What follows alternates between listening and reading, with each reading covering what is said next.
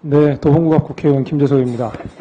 아까 전에 우리 존경하는 강명구 의원께서 그 온라인 원스톱 대한대출 인프라 관련된 질의를 해주셨습니다. 그러면서 조금 더 좋은 방안이 있으면 후보자께서 좀 내주시면 좋겠다 이런 얘기 드렸는데 더 좋은 방안을 내기 전에 반드시 짚고 가야 되는 문제가 하나 있어서 말씀을 좀 드리고자 합니다. 이 대한대출 인프라가 들어오고 나서는 꽤 좋은 효과가 있었던 것 같습니다.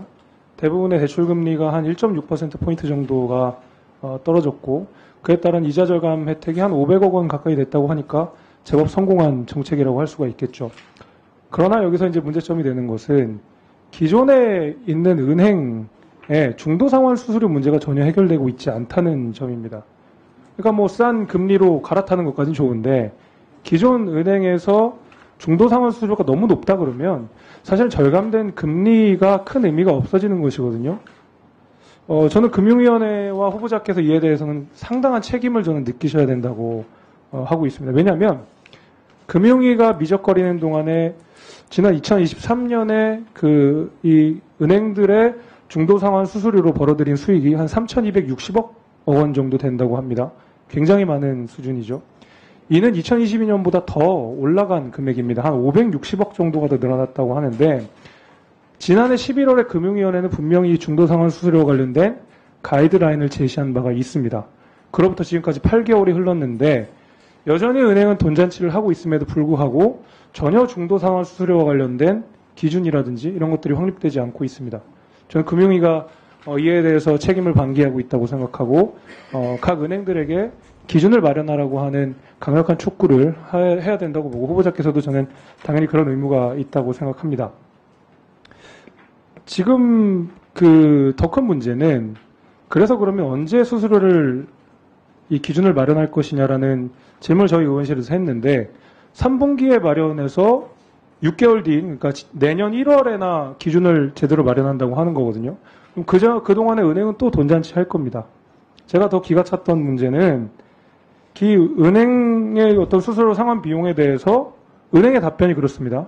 행정 비용은 산정이 가능하지만 그에 따르는 기회 비용은 논의 중이다. 그러니까 우리가 기준을 지금 당장 낼 수 없다. 이런 답변을 냈는데, 이거는 은행이 국민 기만하는 거죠.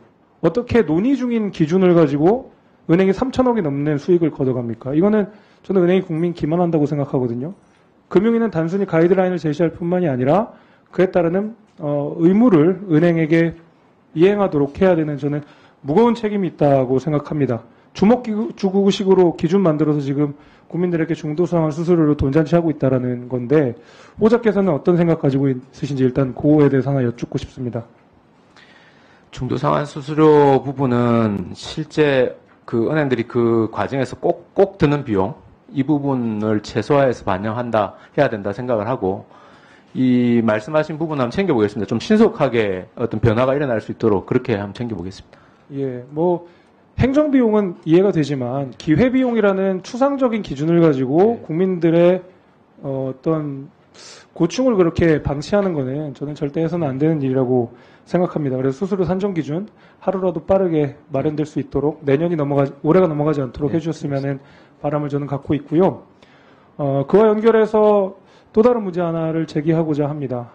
그 대한대출 플랫폼에서 여러 은행들이 참여를 하고 있는데 그 가운데서는 저는 인터넷 전문은행의 역할도 있었다고 생각합니다. 우리 윤석열 정부의 방침이기도 하고요. 지금 과점 형태에 있는 은행 구조에서 인터넷 전문은행은 또 금리를 낮추고 또 은행산의 경쟁을 촉진을 해서 국민들께 수혜가 돌아갈 수 있도록 하는 좋은 정책이라고 생각합니다. 그래서 이제 지난 7월 정도에 보게 되면 당장이라도 이런 신규 인터넷 전문은행에 대해서 인가를 내줄 것처럼 금융위원회가 모양을 취하다가 1년이 지난 지금을 생각해 보면 전혀 진척되는 상황이 지금 없는 걸로 보입니다. 관련된 언론 보도도 없고요. 가이드라인조차 지금 제시가 안 돼 있는 상황인 것 같거든요. 그럼 적어도 그 정도로 필요한 제도라고 한다 그러면 금융위원회가 가이드라인 정도는 제시해서 신규 인터넷 전문은행에 대한 인가를 해줄지 말지, 한다 그러면 어떻게 해야 될지에 대한 기준은 제시해야 된다고 보거든요. 지금 그 관련된 사업자들은 금융위 입만 쳐다보고 있는 상황일 겁니다.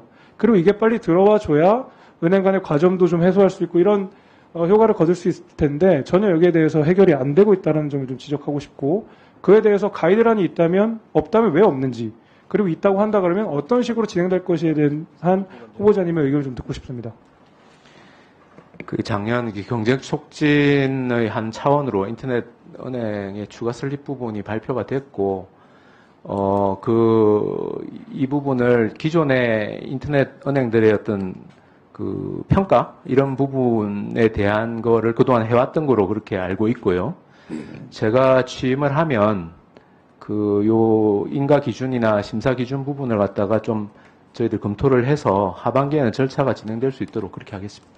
그리고 또한 그 기존 은행들이 그 신규 은행들에 대해서 지분 15% 이하로 확보하게 하는 뭐 그거는 노하우도 배우고 어떤 신규 은행에 대해서 안정성을 담보한다는 면에서 좋은 거라고 생각하지만 그것이 기존 은행이 인터넷 전문 은행의 지배 구조를 강화하게 되는 방식으로 흘러가면 안 된다고 생각합니다. 실제로 과점 구조를 깰 수 있는 방향 그리고 중저 신용자들에 대한 포용 금융을 확대하는 방식으로 인터넷 전문은행이 확대돼야 되는 것이지 다시 한번 기존의 은행의 기득권을 강화하는 방식으로는 안 된다는 말씀을 저는 분명히 드리고요. 그런 의미에서 기존 은행의 인터넷 전문은행에 대한 어떤 지배력을 너무 강화하지 않는 방식으로 가이드라인을 설정해 주실 것을 좀 부탁을 드리겠습니다. 예, 유념하겠습니다. 네, 감사합니다. 이상입니다. 네, 우리 김재섭 위원님 수고하셨습니다. 회의 시작한 지 2시간이 넘었습니다. 휴식을 위해서